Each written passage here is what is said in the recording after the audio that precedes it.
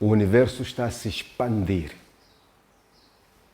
Este mundo em que nós estamos está a se expandir. Não para de se expandir. Como se fosse, digamos, um balão que você está aí a soprar, não rebenta, ele só enche. É o que está acontecendo com o universo. O Alcorão, na passagem do capítulo 47, versículo 51, já vem a dizer isso. Allah subhanahu wa ta'ala diz: وَالسَّمَاءَ بَنَيْنَاهَا بِأَيْدٍ وَإِنَّا لَمُوسِعُونَ. Criamos o céu, construímos o céu, o firmamento. Construímos com poder e força. E nós somos ampliadores. No Alcorão, quando Deus diz nós, não está a querer dizer que são muitos.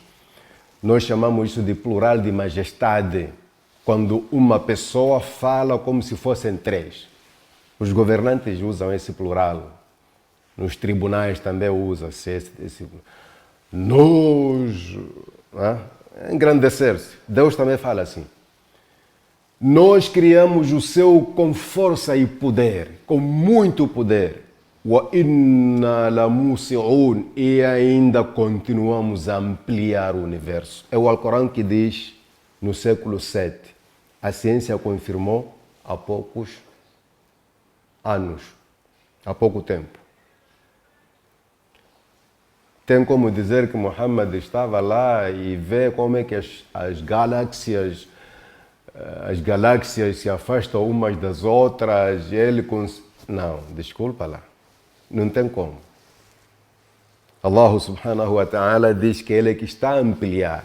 Continua a ampliar até que chega o tempo em que vai explodir. Assim como explodiu para o início, também vai explodir para o fim. Allah subhanahu wa ta'ala diz no Alcorão: كَمَا بَدَأْنَا أَوَّلَ خَلْقٍ نُعِيدُهُ. Assim como começamos, assim terminamos. Assim como começamos ao criar o universo, ao terminar também vai ser assim, uma explosão. Mas aqui não estamos a falar da explosão, estamos a falar da expansão do próprio universo, que hoje a ciência confirma e o Alcorão já vem falando isso há 1400 anos. E aqui tem uma curiosidade matemática. Lembra-se, caro telespectador, que falamos de 1925. 1925 é o ano solar em que se confirmou, não houve mais dúvida depois daí, que o universo está a se expandir. E lembra-se da passagem do Alcorão? Falamos de 47, 51. 47 capítulo, versículo 51. Faça uma coisa e você vai achar uma coisa muito curiosa. Adicionar os algarismos que compõem este ano solar. 1925 faz 1 mais 9 mais 2 mais 5, vai dar o quê? 10, 12, 17. E faz o mesmo com a passagem do Alcorão. 4 mais 7 mais 5 mais 1 vai dar 17. 4 mais 7, 11. 11 mais 5, 16, mais 1, 17. O número é o mesmo, o resultado é o mesmo. Sabe o que é que os comentadores do Alcorão dizem? Dizem que esta passagem do Alcorão confirma que o que se diz nesta mesma passagem seria confirmado em 1925. 1925, olhando para a data da revelação do Alcorão, é a atualidade. É nosso tempo.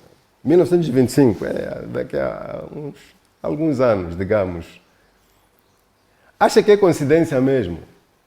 Numa certa passagem, o número do capítulo, o número do versículo, os números, os algarismos adicionados entre si, deram o mesmo resultado da adição dos algarismos do ano em que o que se disse ali foi descoberto.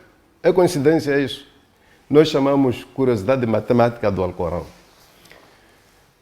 São verdades que Muhammad não tinha como São factos que Muhammad não teria como, acredite, caro telespectador.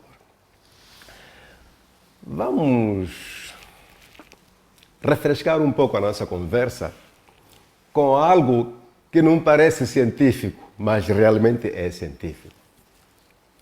Caro telespectador, você expirou hoje? Expirou hoje? Se não expirou, espero que até o fim do dia você vai expirar. Os cientistas modernos dizem que expirar com muita força pode quebrar uma costela. Expirar com muita força pode quebrar uma costela. É engraçado. Se expirar com força pode quebrar uma costela, será que nós temos como expirar sem força? O que eu sei até hoje, não sei depois, né? É que não se expira com calma. Não tem como, me desculpe, eu só vou fazer uma pequena imitação, um pequeno exemplo. Não tem como você expirar, não tem. É com força. E os cientistas dizem que quem faz assim corre o risco de quebrar as costelas. É um facto científico. Aliás, existem pessoas que já adoeceram gravemente por causa de espirro. Agora, como é que não tendo maneira de expirar com calma e a saber que expirar com força quebra as costelas, e nós continuamos a expirar e muitas vezes não sofremos? O caro telespectador vai dizer, mas está bem, está a desviar do assunto. O que é que isso tem a ver com descoberta científica? O que tem a ver aqui é que o profeta Muhammad, sallallahu alaihi wasallam, aliás, antes do profeta Muhammad, o caro telespectador lembra-se quando falamos da criação do homem, quando chegamos àquela fase em que o espírito foi soprado, portanto foi assoprado no organismo de Adão, a primeira coisa que ele fez foi expirar, e quando ele expirou, Allah lhe ensinou a dizer Alhamdulillah. O profeta Muhammad sallallahu alaihi wasallam, ele diz que quando um muçulmano expira, deve dizer Alhamdulillah. O que é que Alhamdulillah tem a ver com esse facto científico? Presta atenção, caro telespectador. Expirar com força pode quebrar costela. E não tem como expirar sem força. Naturalmente a coisa acontece assim com força. Pá! Então, se nós expiramos e muitas vezes não quebramos a costela, o que é que dá para dizer? Onde é que nós entramos aí? Será que para não quebrar as nossas costelas tem sido por nosso conhecimento ou aplicamos um jeito aí? Não. É simplesmente a proteção de Deus. Daí que o profeta Muhammad sallallahu alaihi wasallam diz que quem expirar deve dizer Alhamdulillah, louvado seja Allah, agradecer a Allah, como se estivesse a dizer, louvado seja Deus, graças a Deus, que acontecendo comigo algo que podia me deixar doente, ainda estou saudável, louvado seja Deus. Então, este ensinamento do profeta Muhammad sallallahu alaihi wasallam enquadra-se neste facto científico. Espero que o caro telespectador tenha percebido a relação entre essas duas coisas, porque nós estamos chegando a mais um intervalo do nosso programa, o segundo por sinal, e nós somos obrigados a obedecer a esse intervalo. Voltamos daqui a pouco, inshallah. Jazakumullahu khairan. Assalamu alaikum wa rahmatullahi wa barakatuh.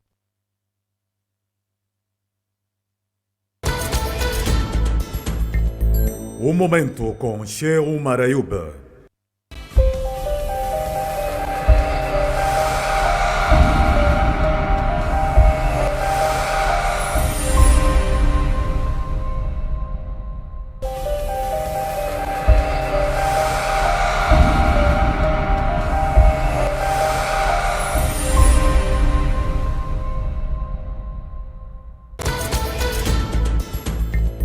O momento com Sheikh Umar Ayub. Bismillah, alhamdulillah, wassalatu wassalamu ala rasulillah. caro telespectador da televisão Muniga. Assalamu alaikum wa rahmatullahi wa barakatuh. Estamos agora na terceira parte do nosso programa, partilhando o conhecimento e transmitindo o saber na base da religião islâmica. Estamos a falar de descobertas científicas, factos científicos que a ciência moderna descobre e encontramos esses factos presentes no Alcorão e nas palavras do profeta Muhammad sallallahu alaihi wasallam. Nesta terceira e final parte, entramos com uma pergunta muito simples, caro telespectador. O que você faria se, durante a refeição, uma mosca caísse no seu utensílio, no seu recipiente, na sua comida, naquele molho bem preparado? Vem uma mosca que sai de onde você não sabe e pronto, ela simplesmente pousa ali, pá. O que você faria? É nojento, né? Uma mosca, tantas... De onde sai? Da latrina? Da lixeira? De onde? Coisas estranhas. O que você faria? O profeta Muhammad sallallahu alaihi wasallam ensinou aos muçulmanos nessa situação a mergulhar a mosca ali no caldo, ali no caril, naquela comida. Ela caiu, simplesmente pousou. Não deixa ela voar. Pega ela e mergulha, depois tira. Sallallahu alaihi wasallam disse: "Idha waqa'a adh-dhubabu fi ina'i ahadikum falyaghmishu." Quando uma mosca cai no utensílio, num prato que contenha comida, então é melhor mergulhar mesmo, depois lance fora. Nojento, né? E ele explicou por que isso. E ele dizia, porque numa das asas, sabemos que a mosca tem duas asas, numa delas tem veneno. E veneno que provoca doença. Se calhar pode matar. E na outra tem o antídoto desse veneno.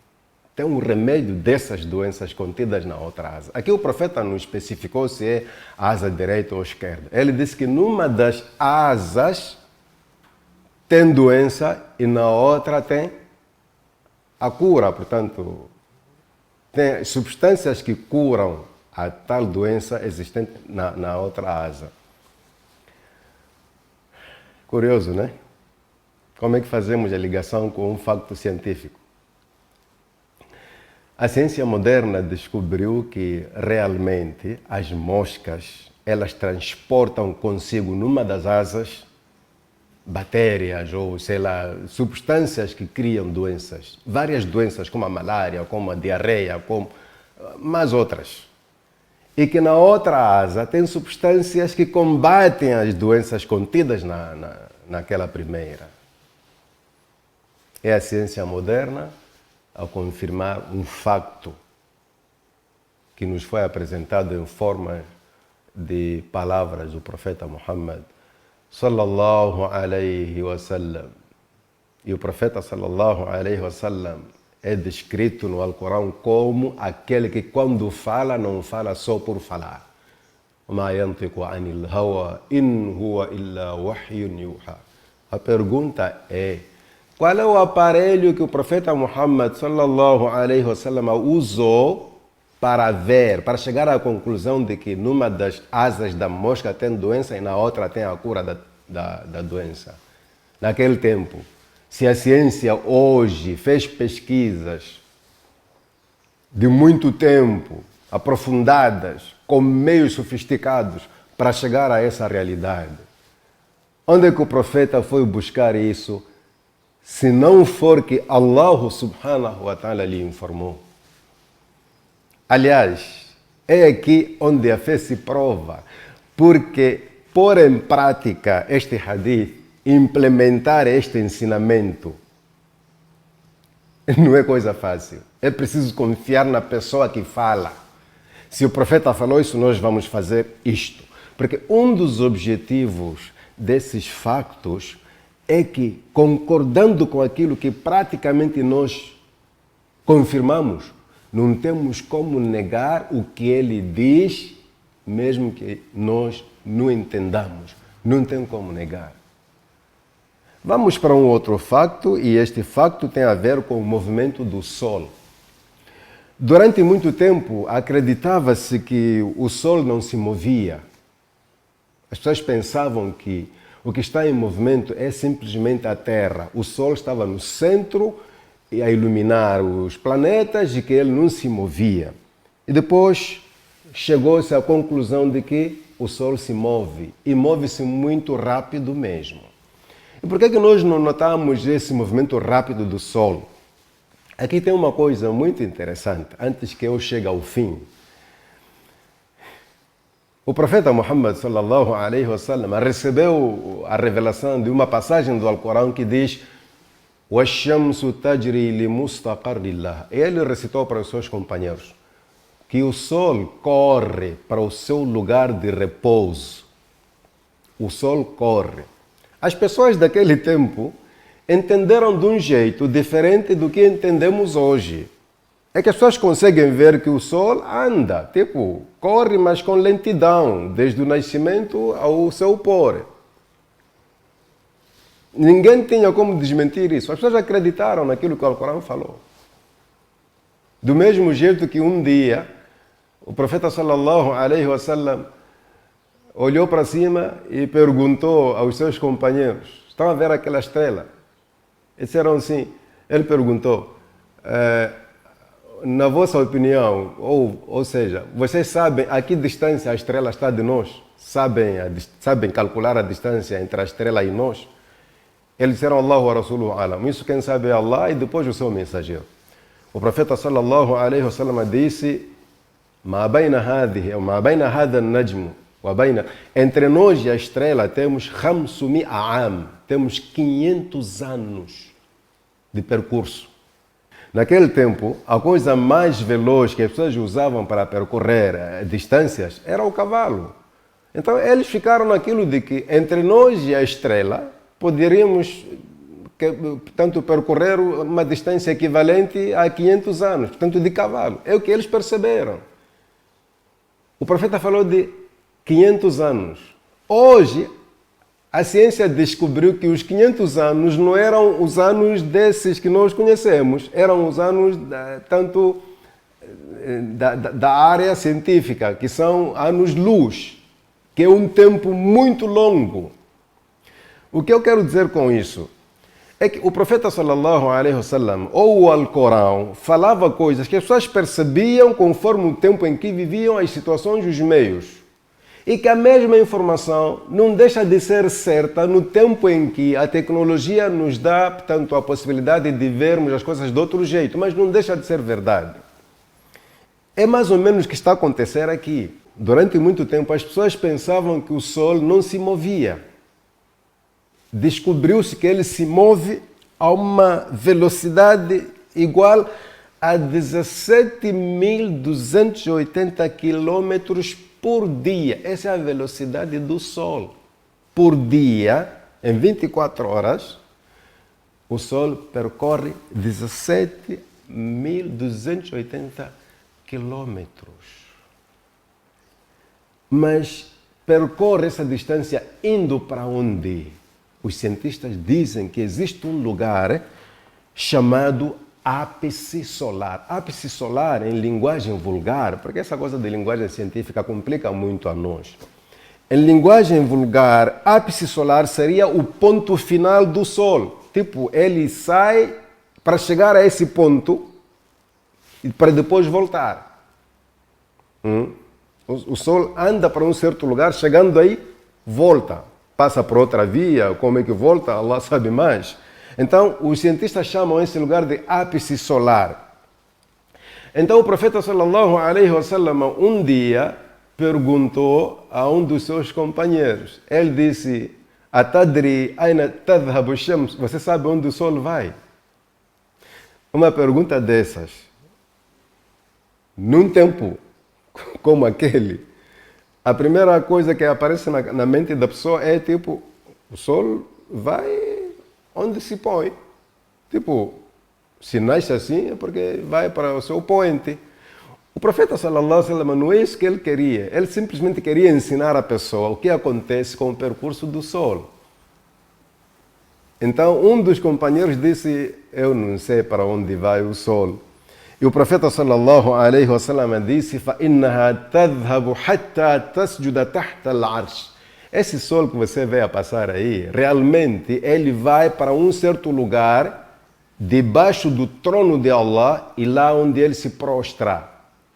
Lá onde ele se prostra para Allah subhanahu wa ta'ala. E nessa prostração, ele, o sol, pede a Deus a permissão de nascer mais uma vez, de iluminar as pessoas mais uma vez. E Allah permite. E o profeta diz que chegará um dia em que Allah não vai lhe permitir. Não vai permitir ao sol que ele volte. Será esse dia em que o sol nascerá do seu poente. Ou seja, esse nascimento será o regresso sem sucesso. A ciência não confirma isso do sol ir para debaixo do trono e depois prostrar-se. Mas o que a ciência prova é que o sol realmente corre para um certo lugar. Esse lugar chamado ápice solar. E é esse lugar que o Alcorão refere no versículo 38 do capítulo 36, quando Allah subhanahu wa ta'ala diz وَالشَّمْسُ تَجْرِي لِمُسْتَقَرٍّ لَهَا ذَلِكَ تَقْدِيرُ الْعَزِيزِ الْعَلِيمِ. O sol corre para o seu ponto final, para o seu ponto de repouso. Quem determinou essa corrida e esse ponto final é o poderoso, o sábio. Al-Aziz, o poderoso, o sábio.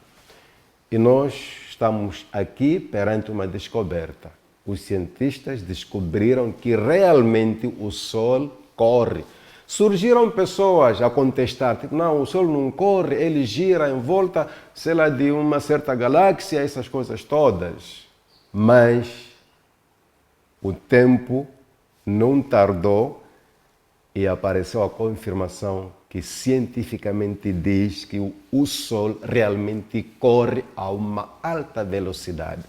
Não conseguimos notar essa velocidade porque o lugar onde estamos é pequeno comparado ao Sol. Sabemos que o Sol é uma coisa muito vasta que com a sua massa arrasta consigo esses planetas todos em seu redor. Então não temos como ver que o Sol está a correr muito. Isso é o mesmo que uma mosca na peneira descobrir que quem levou a peneira está a correr. Para ela está ali tranquila e não sabe a que velocidade a pessoa corre. Então, é mais um facto científico. Outro facto tem a ver com um fenômeno semelhante ao que já apresentamos há poucos minutos, na segunda parte do nosso programa. Dizíamos que nos locais onde dois mares se encontram, dois oceanos, portanto, água salgada, acontece um fenômeno que já explicamos. Agora, vamos falar de um outro facto científico que diz que nos locais onde a água salgada se encontra com a água do rio, portanto, a água doce, esses locais cientificamente são chamados por estuários. Portanto, nos estuários, o que acontece é diferente do que acontece quando duas águas, tanto salgadas, dois oceanos se encontram. Ali, as propriedades mantêm-se. Aqui, as águas se juntam e esta parte que se junta, tanto toma uma outra característica. Não é salgada nem é doce. A ciência confirma isso. Eles dizem que a salinidade da água é diferente, tanto o sal da água do mar que se junta com a água doce cria um aspecto diferente próprio. E o Alcorão confirma isso no capítulo 25, versículo 53, onde Allah subhanahu wa ta'ala diz وَهُوَ الَّذِي مَرَجَ الْبَحْرَيْنِ هَذَا عَذْبٌ فُرَاتٌ وَهَذَا مِلْحٌ أُجَاجٌ. É ele que junta, desenleia, faz com que a água salgada entre no campo, na área da água doce e vice-versa, وَجَعَلَ بَيْنَهُمَا بَرْزَخًا وَحِجْرًا مَحْجُورًا. E Allah coloca lá uma barreira que impede de aquela água ganhar espaço na outra água e vice-versa. Aqui a pergunta é mais aquela mesma. O profeta sallallahu alaihi wasallam nunca viveu, nunca foi visitar uma terra onde o mar se encontra com o rio. Como lhe chegou essa informação que hoje a ciência confirma com exatidão? Como? Para os muçulmanos isto é encorajador. Para os não muçulmanos, este é um chamamento para uma reflexão em relação à autenticidade do Alcorão. Um outro fenômeno que faz parte das descobertas científicas é a questão do sexo nas plantas. A botânica afirma que as plantas têm machos e fêmeas. Isso está confirmado, está cientificamente comprovado. Muitos de nós não sabemos disso. Que tem mulher e homem nas plantas. A ciência provou.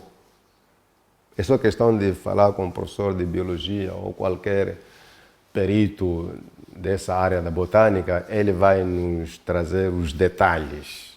É engraçado que o Alcorão ou o profeta Muhammad sallallahu alaihi wasallam, quando falam dessas coisas científicas, eles não detalham. Simplesmente põem ali a essência e todos os detalhes voltam para aquela essência. Por isso Allah subhanahu wa ta'ala diz no Alcorão: "Ma farratna fil kitab min shay". Não desleixamos nada neste livro. Ou seja, toda ciência ou todo fato científico, facto porque é comprovado, sempre vai ter referência no Alcorão. Sempre vai ter referência. É como se estivéssemos a dizer que o profeta Muhammad sallallahu alaihi wasallam ou o Alcorão não são egoístas. Eles mexem um assunto só para servir de referência e deixam os homens investigarem. A ciência, que hoje nos surpreende com novidades, nunca vai trazer uma coisa que o Alcorão não referiu. Nunca. E isso pode parecer favoritismo, olhando para quem fala. Eu sou muçulmano, eu estudo o Alcorão, eu estudo as palavras do profeta Muhammad sallallahu alaihi wasallam, tenho boas partes memorizadas do Alcorão e da Sunna, ou seja, para quem me olha como muçulmano, está a favorecer a religião. Mas esse é um fato. Não tem como trazer um conhecimento cientificamente confirmado e não encontrarmos uma referência no Alcorão. É um facto. Por quê? Porque o dono da ciência é o dono do Alcorão e ele não se contradiz. Toda contradição que você encontra no Alcorão, tenha certeza que é fruto de má compreensão, ou ignorância mesmo, ou alguma tendência no sentido de rejeitar. Mas que a ciência, no passado, no presente e no futuro, vai nos trazer uma informação que não tenha referência no Alcorão, não é possível, caro telespectador. O que acabei de apresentar aqui, dentre os factos, confirma isso. Então, quando falamos de machos e fêmeas nas plantas, o Alcorão já vem dizendo isso. No capítulo 20, Surat Taha, versículo 53, Allah subhanahu wa ta'ala diz: وَأَنزَلَ مِنَ السَّمَاءِ مَاءً فَأَخْرَجْنَا بِهِ أَزْوَاجًا مِّن نَبَاتٍ شَتَّى. Allah subhanahu wa ta'ala faz descer água, está a falar da chuva, faz descer água de cima do céu, cima, céu, nuvens, a mesma coisa. فَأَخْرَجْنَا بِهِ, e com essa água nós fazemos brotar, tiramos da terra azwajan, pares. Quando se fala de azwajan, é macho e fêmea. de todas as plantas. Aqui estamos a falar de plantas, não estamos a falar de frutas, que são assuntos bem diferentes. As plantas também têm homem, tem mulher. Aí, é engraçado, né? Quando Allah subhanahu wa ta'ala diz وَكُلَّ شَيْءٍ خَلَقْنَا زَوْجَيْنِ اثْنَيْنِ, nós criamos as coisas aos pares no sentido de sexo, aos pares também no sentido de, digamos, não há nada que não tenha o seu complementar. Em seguida vamos falar de um outro facto ou descoberta científica, e esta seria sobre a comunidade dos animais e dos pássaros.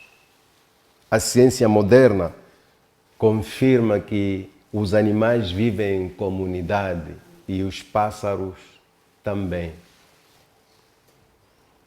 Viver em comunidade quer dizer é ter uma vida organizada e fazer as coisas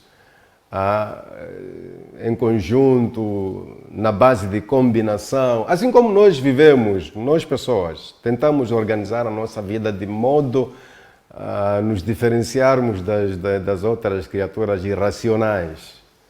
Então, os animais, apesar de serem irracionais, eles também vivem em comunidades. Este é um facto cientificamente confirmado. O caro telespectador pode fazer sua pesquisa, há de encontrar informações exatamente assim como estou aqui falando. O Alcorão diz, no capítulo 6, versículo 38, وَمَا مِنْ دَابَّةٍ فِي الْأَرْضِ وَلَا طَائِرٌ يَطِيرُ بِجَنَاحَيْهِ إِلَّا أَمْثَالُكُمْ. Não existe animal algum na terra ou um pássaro que, usando as suas asas, sobrevoa ou paira aí no espaço, que não viva em comunidades assim como vocês, pessoas, vivem em comunidades. E é neste versículo onde Allah diz: مَا فَرَّطْنَا فِي الْكِتَابِ مِنْ شَيْءٍ.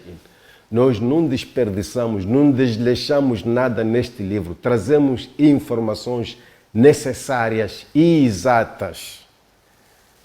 E ele diz: ثُمَّ إِلَىٰ رَبِّهِمْ يُحْشَرُونَ. Esses todos que vivem em comunidades serão congregados no dia do juízo final. E aí o profeta Muhammad ﷺ nos diz que no dia do juízo final nós veremos grupos de pessoas, grupos de animais conforme as espécies, os anjos enfileirados, os djinns aglomerados aqui, todos estaremos lá. Todos aqueles que vivem em comunidade estarão lá no dia do juízo final. Mas nós estamos a falar de factos científicos. A ciência comprova que os animais e os pássaros vivem em comunidades. E foi, olhando para isso, foi por respeito a essa vida em comunidades que o profeta Muhammad sallallahu alaihi wasallam disse: "Laula anna al-kilaba ummatun min al-umam la amartu bi qatliha." Se os cães não constituíssem uma comunidade, de várias comunidades que existem, eu ordenaria que os cães fossem mortos. No outro hadith ele explica que os cães assustam, criam terror nas pessoas, mordem, então deviam ser mortos. Simplesmente ele não emitiu essa ordem por respeito a essa vida, digamos, comunitária. Por saber que os cães vivem em comunidade, ele manteve-os assim, salvos. São factos científicos a confirmarem palavras do profeta Muhammad sallallahu alaihi wasallam. Outro facto de que vamos falar nesta edição, caro telespectador, nós introduzimos este assunto e é um assunto que vai nos levar muito tempo, inshallah. Portanto, teremos em futuros tempos outras edições a falar de factos científicos. Não são os únicos. Isto serve simplesmente de uma introdução. Nós falaremos, inshallah, com mais detalhes sobre este assunto. Com o tempo, inshallah, teremos edições com mais factos, com mais provas e que espero que sejam do agrado do caro telespectador aí desse lado. Vamos falar sobre a programação dos pássaros. Os cientistas que se ocupam a estudar a vida dos pássaros, a vida das aves, descobriram que do jeito que os pássaros se comportam, eles devem ter um programa já registrado nos seus genes, tanto podemos dizer no seu DNA. O movimento, as migrações, as viagens dos pássaros de uma zona para outra e passado algum tempo regressam e não se perdem. Quando foi-se estudar esse fenômeno aí, os cientistas descobriram que os pássaros, que até agem como se fossem inteligentes, a questão não está exatamente no seu instinto. O que está a acontecer é que tem um programa no seu próprio organismo que lhes fazem comportar-se desse jeito. E esta tanto informação já vem no Alcorão antes dos cientistas falarem isso. Allah subhanahu wa ta'ala fala no versículo 16, no capítulo 16, versículo 79, quando ele diz: Awalam yarau ila tayr. As pessoas não olham para os pássaros, fi jawi sama, aí no espaço, do jeito que eles se comportam. Numa outra passagem, Allah subhanahu wa ta'ala fala no capítulo 67, diz: Awalam yarau ila tayr fawqahum saffatin wa yaqbidn. As pessoas não observam os pássaros aí em cima, não observam como eles se comportam. Eles se enfileiram, depois voam com as asas estendidas, chega um tempo em que dobram e não caem. Acham que isso vem dos pássaros? Ma yumsikuhunna illa ar-Rahman. Ninguém segura esses pássaros.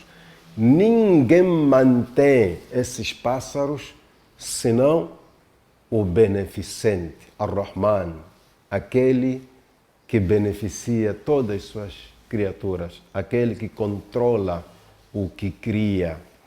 Portanto, é uma descoberta científica a confirmar um fato científico contido no Alcorão.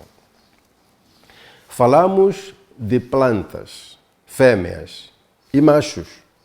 Falamos de plantas mulheres e plantas homens, não é isso? Agora vamos falar dos frutos. A ciência moderna, o caro telespectador sabe definir o que é fruto, o que é fruta. A ciência diz que fruta é o produto final da reprodução de uma planta superior. Estudamos isso já faz tempo. O produto final da reprodução de uma planta superior. Se não estiver errado, é exatamente isso. O que se calhar o caro telespectador não sabe é que nos frutos também existem meninos e meninas. Subhanallah. Os cientistas descobriram que, já que o fruto começa pela flor, eles dizem que na flor tem substâncias, tem órgãos, em linguagem vulgar, femininos e masculinos, nas flores. E isso vai resultar numa fruta menina, fruto menino. É engraçado, né? Subhanallah. Será que isso tem a ver com o próprio sabor? Há vezes que na mesma planta nós encontramos uma fruta um pouco amarga ou azeda, outra mais doce. Será que tem sido menina ou menino? Epa, é uma curiosidade minha, o caro telespectador também pode ter a mesma. Então, tem essas substâncias que cientificamente nós chamamos por estames e óvulos, que vão dar um fruto, digamos, menino e fruta menina.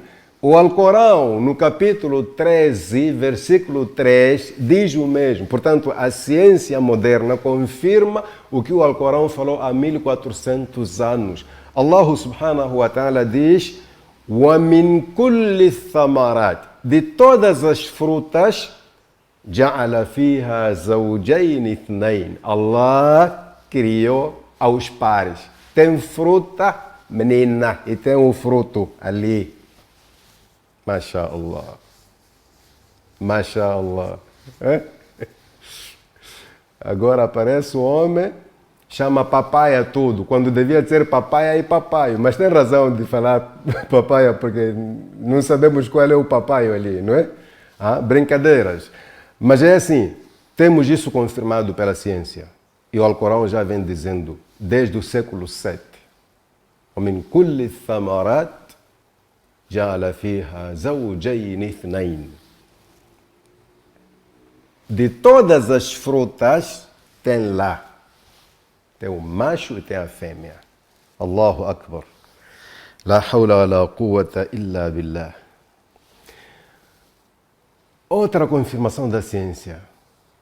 Outra descoberta científica. Fala do cérebro de uma mulher e o cérebro de um homem. Atenção, estamos em tempo em que a discriminação não tem espaço. O Islã também não aceita a discriminação entre homem e mulher. O que vamos falar aqui não tem a ver com a inteligência do homem nem da mulher. Aliás, a ciência é que diz que o cérebro do homem e o cérebro da mulher são diferentes. Cérebro.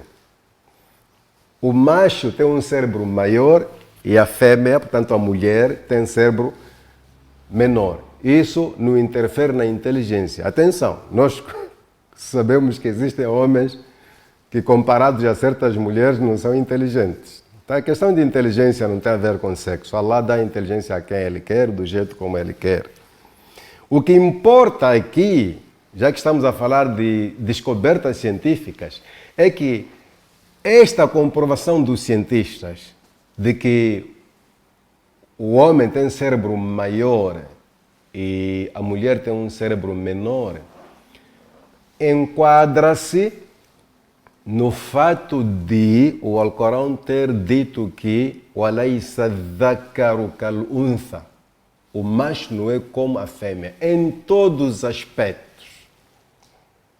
Aqui o que nós aprendemos é a diferença, não é a superioridade, a diferença. Assim como a mulher se distingue de um homem, aparentemente, por dentro, há coisas que também marcam que esta é mulher e este é o homem. Mesmo que a gente não tenha acesso à parte aparente. Os que conhecem a matéria sabem distinguir o homem da mulher a partir do cérebro, a partir do tamanho do cérebro. E Allah diz, وَلَيْسَ الذَّكَرُ كَالْأُنْثَى, o homem não é como a mulher. O homem não é como a mulher. Estamos a falar de cérebro. Quem sabe, talvez hajam partes que os cientistas ainda não foram procurar saber, ou se foram procurar saber, ainda não descobriram que distinguem uma mulher de um homem. Mas, no nosso caso, estamos aqui a falar do cérebro. O caro telespectador, lembra-se que apresentamos aqui uma descoberta na qual os cientistas dizem que o universo, de princípio, era uma massa. Lembra-se? Era uma massa que depois explodiu. Aquela que nós chamamos de Big Bang. A grande explosão, o grande estrondo, o grande barulho. Ali fala-se de massa, mas não se especifica que tipo de massa. Com o tempo, os cientistas confirmaram que essa massa era de fumo, era gás. E esse gás, eles chamam por a nebulosa primitiva. Em linguagem vulgar, a nuvem antiga, a primeira nuvem que resultou na criação do universo, nebulosa primitiva. O Alcorão fala exatamente de fumo. Naquela passagem, o Alcorão simplesmente confirma que era uma massa que foi desagregada, que se rompeu. Na outra passagem, confirma uma outra descoberta científica. E Allah subhanahu wa ta'ala diz no Alcorão: ثُمَّ اسْتَوَى إِلَى السَّمَاءِ وَهِيَ دُخَانٌ. Chegou um tempo em que Allah subhanahu wa ta'ala ocupou-se a tratar do céu quando era fumo. Ocupou-se a tratar do céu quando era fumo. O céu aqui representa o universo. As-samawati wal ard. Quando era fumo. Wahia dukhan, quando era fumo. A linguagem do Alcorão é simples, como eu sempre deixei claro aqui. O Alcorão fala de uma forma simples, de modo a que todos entendam. Os cientistas não, têm sua maneira de falar. Nebulosa, primitiva. O Alcorão simplesmente disse fumo. Era fumo, era, tanto uma massa de fumo, um gás. Wahia dukhan. E acho que esse vai ser o último, inshallah. Olhando para o nosso tempo, nós estamos na terceira e final parte do nosso programa, falando de descobertas científicas, factos científicos contidos no Alcorão, que a ciência mais tarde veio descobrir, exatamente assim como foram mencionados no Alcorão. A última coisa é que o caro telespectador lembra-se muito bem. Naquele tempo de escolaridade, ensino primário mesmo, antes da escola secundária, lá na primária, falamos dos estados em que a matéria se apresenta na natureza. Falamos do estado líquido, sólido, gasoso. 3. Estudamos isso. Sabe o que aconteceu? É que os cientistas descobriram que existe um outro estado, chama-se plasma. Não é aquela plasma que você tem aí em casa. Não é aquela plasma sanguínea que você estudou na biologia, não. Esse é um estado em que a matéria se encontra na natureza. O que é que esse plasma tem a ver com o Alcorão? É que o Alcorão diz que as coisas estão dispostas aos pares. Não há nada além de Deus que não tem o seu complementar. E nós passamos esse tempo todo a estudar 3 estados, 3. Sólido, gasoso e líquido. O Alcorão diz que não é assim. Deve existir um outro estado para completar 4, 2, 2. Zawjayn ithnayn, 2, 2. Com o tempo, os cientistas descobriram que existe esse estado chamado plasma. A definição é um pouco complexa, usando a linguagem científica, mas nós poderíamos dizer que esse plasma existe neste universo, assim como Allah subhanahu wa ta'ala, quando fala da criação dos céus da terra, ele menciona os 3 estados e aponta para este estado plasma em certas palavras que muitos podem não perceber. Ele diz, وَمَا بَيْنَهُمَا. Ele não falou do nome, simplesmente diz, criou os céus e a terra. Na terra existe a água, que é o líquido. No céu existe o gás, gasoso. Na terra existe o sólido. E disse, وَمَا بَيْنَهُمَا. E o que existe entre os céus e a terra? E é lá onde esse estado se encontra na sua mais plena forma. Os cientistas dizem que existe um 4º estado em que, portanto, a matéria se apresenta no universo. Caro telespectador, estamos na sua edição de hoje a falar sobre descobertas científicas, factos científicos contidos no Alcorão que, depois de muito tempo e com o uso de aparelhos bem sofisticados, a ciência vem confirmar aquilo que foi dito por aquele que não sabia ler, não sabia escrever, aquilo que foi revelado naquele livro que muitos até hoje desmentem, e ele não deixa de provar que ele é a verdade. Essa é uma promessa do Alcorão. Allah diz, nós vamos mostrar a esses que desmentem o Alcorão, vamos mostrar a eles fenômenos, acontecimentos que terão lugar nos horizontes, tanto nas extremidades do universo, nas suas próprias vidas, até que um dia afirmem e fiquem sabendo que realmente o Alcorão vem de Deus, o dono do universo. Chegará esse dia. Aliás, os cientistas que pesquisam com transparência, sem discriminação nenhuma, Eles já sabem disso. Eles usam o Alcorão como referência. Claro, a maioria não estão por aí. E quando Allah fala da maioria no Alcorão, é sempre de forma negativa. Aktharuhum la ya'lamun. A maioria não sabe. La yu'minun. A maioria não acredita. Fasiqun. A maioria são depravados, pessoas que conhecem a verdade e simplesmente fazem entender os outros que não é verdade. A maioria é assim. Mas que é verdade, o Alcorão vem sim de Deus. As palavras nele contidas jamais irão contrariar os factos científicos, as descobertas científicas. Ou seja, nenhuma descoberta científica irá falar de algo que seja real, a não ser que a sua referência se encontre no Alcorão. É muita coisa. E a boa novidade aqui é que o Alcorão não deixará de surpreender as pessoas de todas as gerações. Nós podemos não entender o que Deus está a querer dizer no versículo X do capítulo X, mas futuras gerações acabarão descobrindo algo que está referido ali, algo real.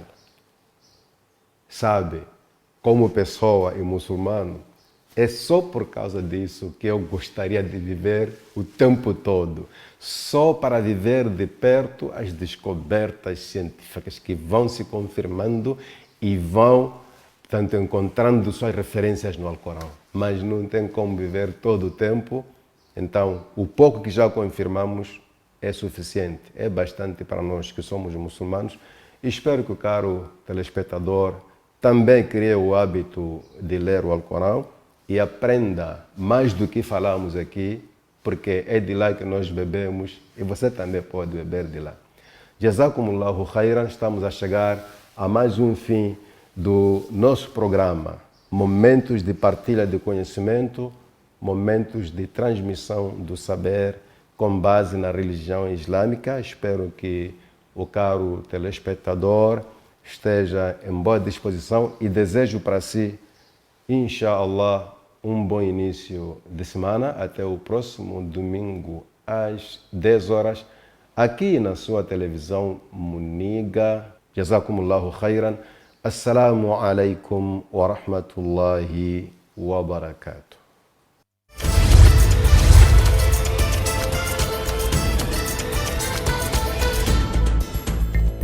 Um momento com Sheikh Umar Ayub.